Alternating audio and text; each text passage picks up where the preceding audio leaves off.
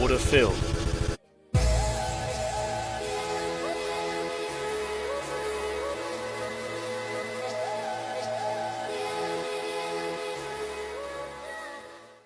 Alright, what's good everyone? Welcome back to a new YouTube video. In this YouTube video, we'll be breaking down the 30-minute Power 3 long in which I taken today, catching over 160 points with 3 minis, and this trade had been taken on my TradeVid live account, making just over $8,000 in about 22 minutes with 3 NQ minis.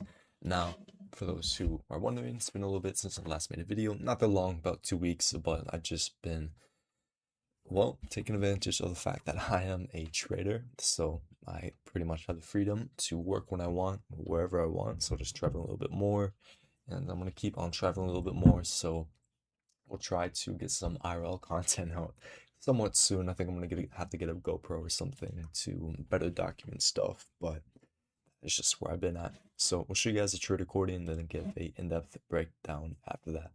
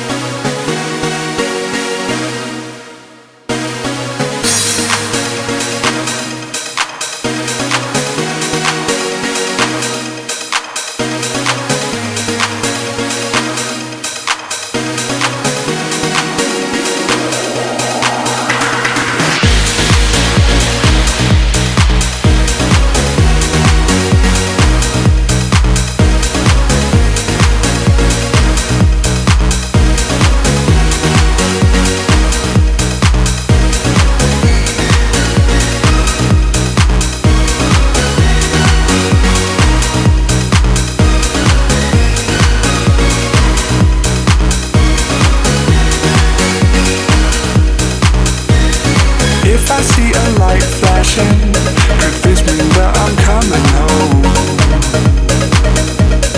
If I see a man waving, does this mean that I'm not alone?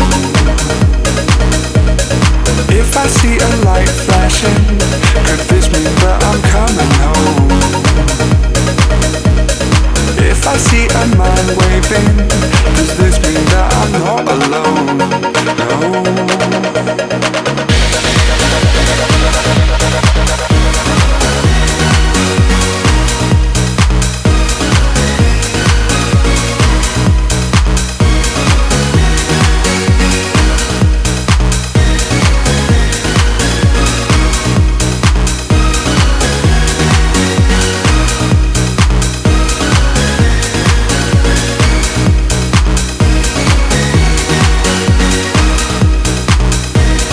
If I see a light flashing, could this mean that I'm coming home?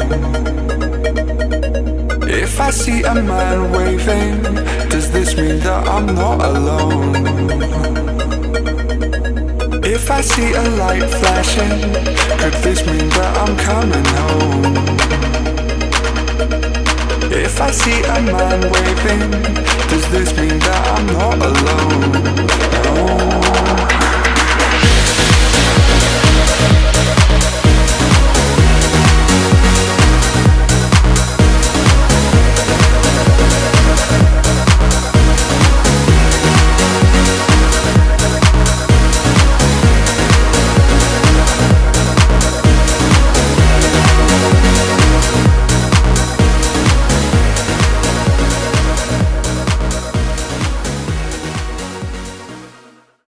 Alright, so hopefully you guys enjoyed that trade recording. Now we're going to get into the in-depth analysis. The first thing that we're going to go over is the pre-market analysis, in which I posted within my group, my private mentorship, which if you're interested, links in my bio. It's going to be the first link in our prospects.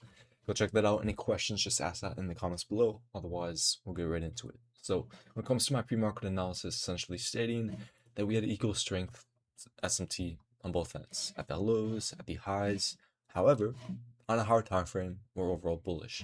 Structure is overall bullish, and we're delivering from a daily imbalance. And I said, going into market open, I'm not 100% convicted either way for the following reason. Due to the weekly power 3. As you guys know, when it comes to my trading, we always do a proper top-down analysis of all our hard time frame power 3s. And right now, we understand that the order in which we do our top-down analysis is starting out with the yearly power 3. And I'll turn this on so you can see clearly where we had our yearly power 3 open all the way back here, January 2026, accumulation, manipulation, distribution. So our yearly power 3 is distributing higher, and our recent quarterly open, so January to end of March, and ever since April had opened up, we have also been expanding higher. So our yearly and quarterly power 3, both of which are bullish, both of which are expanding higher. Next, power 3, monthly, and monthly, even though we lack strong manipulation underneath our monthly open starting in May, we are still in bullish distribution. We're simply just playing continuation of what our yearly and quarterly power 3 have done. Now, don't get me wrong, we definitely would have wanted to see some sort of manipulation underneath there stronger to then support higher prices, but we can take note of the fact that all the way at this low, we can see that at the low of the month, we do in fact have SMT with the previous month low, or with the previous day low. So technically speaking, we have valid manipulation, even if it's minimal. We only need minimal, because when price is bullish and a bullish trend above all-time highs, that's really all we need to see price continuing to expand higher. So yearly, quarterly, monthly power 3s, all of which are bullish. And so due to that, we would expect our weekly power 3s to continue what our yearly, quarterly, monthly power 3s are already doing, and that's distributing higher. So what we would have wanted to see would have been NQ open up. Even if we did do this little expansion open, we would have preferred to see NQ manipulate beneath there and then continue higher. That would have been the most ideal, optimal scenario. And due to the fact that we did not do this, due to the fact that we did not return underneath here, or failure swing, that made me not 100% convicted with higher time frame narrative. Because that's just how it is at times. Even though we're bullish, even though structure is bullish, it's obvious that we want to be bullish. We're above all-time highs. Due to the weekly power 3 development, it's hard to 100% trust that, because at some point we would expect price to come back down into here, but we fail to again and again. Now, this doesn't mean we're not going to come back down into here, or it doesn't, I don't know the right words to say, but we easily could be stalling for the future, because sometimes we do notice that nuags, gaps in the market are created for later draws on liquidity, because what we can take note of is the fact that we are super overextended. The last time we had a balanced range was right here. After that, we never retraced. So we had sell side delivery, buy side delivery, everything above here is all unbalanced. And it's logical to assume at some point we're going to retrace. So likely this is just being stored, engineered as a later drawn liquidity. That makes the most amount of sense. But in the short term, we don't necessarily know when that retracement is going to be. So we just have to play based off what we're given. So market opens today. We move into the daily power 3. We understand that we have a potential drawn liquidity below us, but we're not hyper fixated on that. We can still take longs regardless. So what we want to do is then study the daily power 3 development. And it gets pretty obvious once you start looking at this. We'll just give you 5 seconds and take a look where daily opens and where we put our manipulation.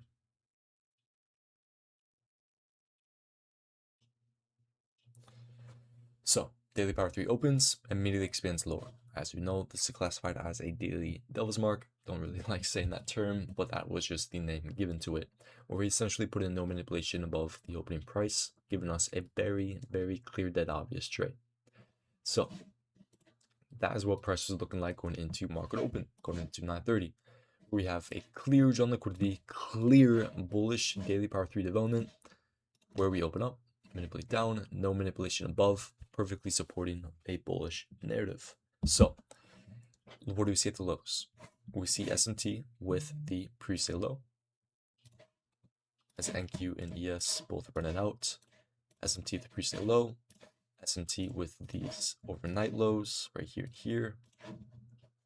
So we back-to-back SMT, higher time frame and lower time frame, directly going into New York Open. Now, something that a lot of people had missed or potentially missed was the fact that we had 8:30 news. 8:30 news all the way back here. And what do we see? We see unmitigated data low. A lot of people make the mistake of thinking data lows are only when we have wicks. And even if we have wicks, aggressive wicks, no, these still act as clear draws on liquidity. We still want to see both the high and the low get ran out, regardless if it's a ginormous wick or a tiny wick or no wick. It's still a strong draw on liquidity. It's still significant. So going into New York Open, I had made it clear that I would be looking for price to come back down into that data low. So I said that at, my bad, let me show my intraday. I said that at right before market open. I'm in CST, so that's 9:27. I said that we had a clear 8:30 data low unmitigated. Could see price manipulate down to there, then take long. So it's like I made it pretty obvious exactly what we could be looking for. Data low, boom, and discount of the range. So market opens, short-term manipulation higher, and expands lower. Now this actually presented a short opportunity for me, but because I was so fixated on taking longs, I did not take this. We had a very clean. It's honestly very unfortunate I didn't take this. I could have easily cut both sides of the market, but a very clean 15-second CRSD at high of the day. Could have taken this. No excuse as to why I did not take this. I was just more fixated on waiting for price to manipulate lower than take longs. I was thinking in terms of probability, that makes the most amount of sense. So price manipulates down, runs up to data low, discount of the range, 9:45 then opens. 9:45 opens, we manipulate lower. In this manipulation lower, we then form a few things. We do actually remove the SMT to pre-sale low, but we then form SMT with the previous 90-minute low. Right there and there, and then another lower time frame SMT right here. That then allowed me to then take the next 1 minute / 15-second CRSD, where then we got this CRSD entry there, stop loss at the low, TP at the high. Now I could have aimed higher. Not going to get into that. Could have aimed higher, could have, should have, would have, but I was more than content with, over 160 points for my TP. More than content with that. I got filled a little bit lower, like right here.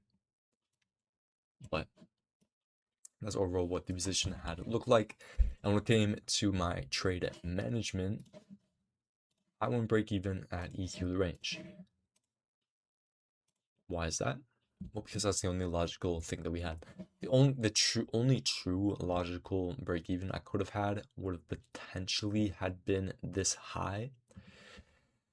But because I wanted to have a break even before my final TP, I decided to go break even at EQ of the range. Now, we also had EQ, OTE, and OTE was my first TP. I TP'd at the point. I always forget which level it is. 0.62 of OTE. Ultimate TP after that was all the way up here at the highs for, as you can see right here. Boom, boom. So TP1, TP2. Now, a few people, in fact, in my server, in my mentorship, unfortunately had gone, nothing against them, but they unfortunately had gone break even too soon. And quite a few of them had gotten break evens. Quite a few of them held all the way, which I'm very grateful for that. But a few of them had gotten break evens beforehand, before we even had hit EQ, which doesn't necessarily make sense. I'm gonna share that info, pass that info on to you guys publicly on YouTube, exactly what I would tell them. And it's that you have to understand the development of our hard time frame power threes. They went break even off random internal structure highs within here. I think 5-minute PD raise, random PD raise. And the biggest thing I try to emphasize in the group is that PD raise do not matter internal highs don't matter. Really, nothing matters when you're in line with any opposing PD ray, internal high. Doesn't matter when you're in line with structure.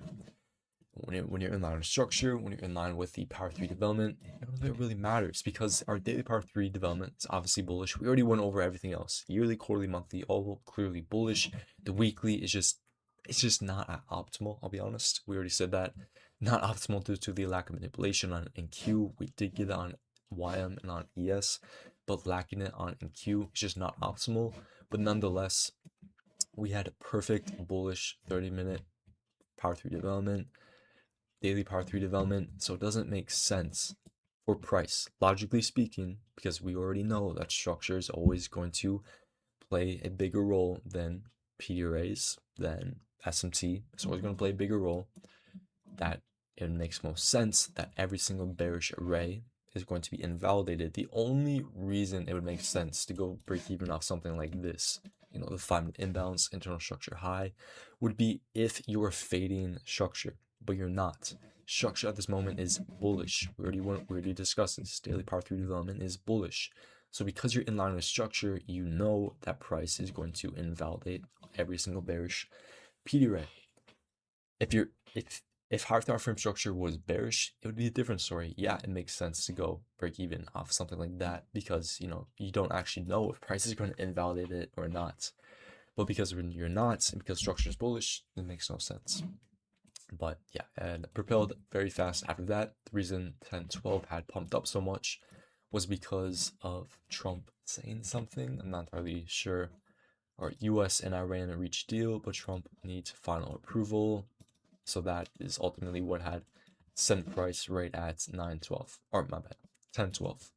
So was I lucky? Not at all. I mean, as we already know, that news propels what's already in play. News just sends price to the drawn liquidity. We already know this. That's what ended up happening, and we get out of replay mode. We can see that price is continuing to deliver higher. No surprise there. Continuing to deliver higher. I said in my intraday as well that our ultimate drawn liquidity would in fact be the high of the week, but obviously I didn't leave a runner for that, and as of now there wasn't really an optimal continuation, which I was trying to potentially look for. I just didn't see anything for my model get presented for continuation, so as of now I'm just kind of waiting and seeing if anything else gets presented before the high gets taken. Otherwise, catch you guys all in the next video, and I wish you guys the best trading possible. Catch you guys all in the next video.